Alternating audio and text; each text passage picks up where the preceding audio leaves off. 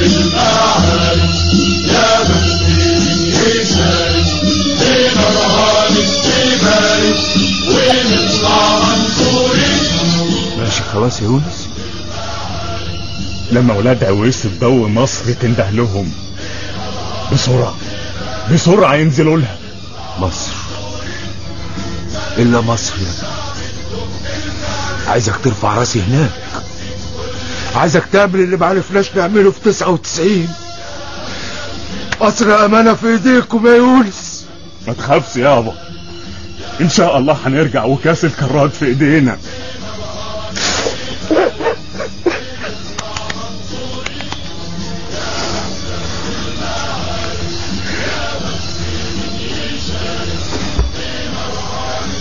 أو وقابلني.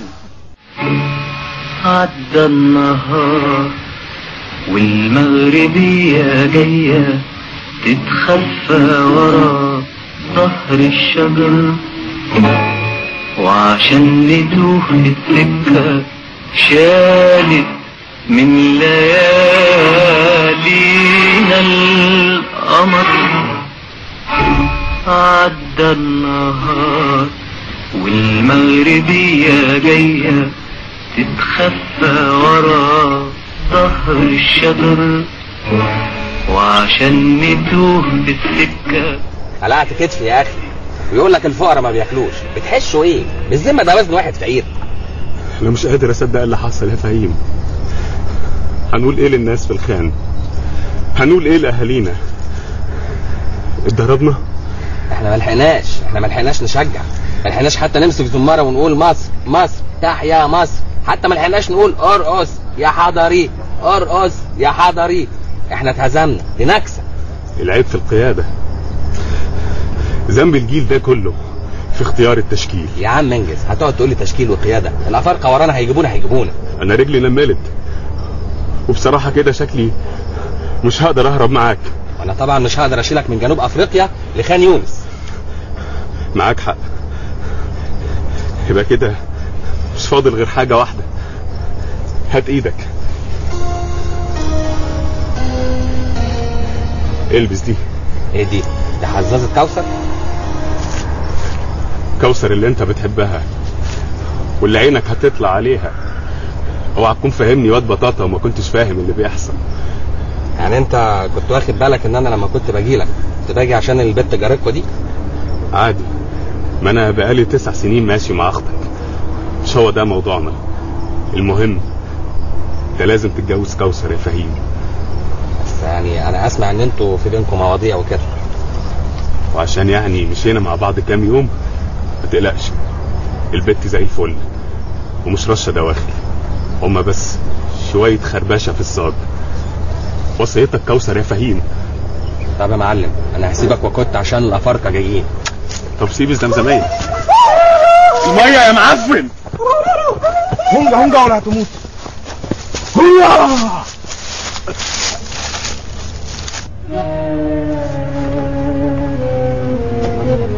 يونس يا فهيم فراويل. بسكليتة قصدي يونس فضل انه يفضل هناك، ولا انك تشوف اثار الهزيمة على وشه يا عم عويس. احنا ما شجعناش يا عم عويس، احنا ما مسكناش زمارة في ايدنا وشجعنا. فهمني يا عم عويس. في اليونس يا فهيم فراويل، في اليونس يا فهيم فراويل. عفوا، ومعانا اتصال من احد مشجعينا من جنوب افريقيا محتجز هناك، وبنقول الو. قول لهم يا كابتن شوبير ان ولاد عويس الدو يشيلوا موبايلات رخيصه لكن يخونوا منتخبهم لا. اصمت وقل لنا ما هي خطه معلم حسن شحاته. قول لهم يا كابتن شوبير ان ولاد عويس الدو مستعدين يلبسوا كوتشيهات مقطعه وبلاطيل ترنج مش اللي هي لكن يخونوا منتخبهم لا. اصمت وقل لنا ما وراك موبايل بوتريكا.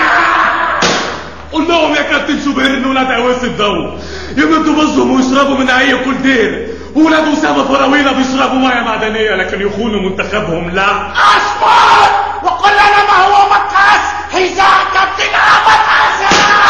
سعد زغلول قال لا. يا زغلولة قالت لا. 7000 سنة حضارة بنقول لا.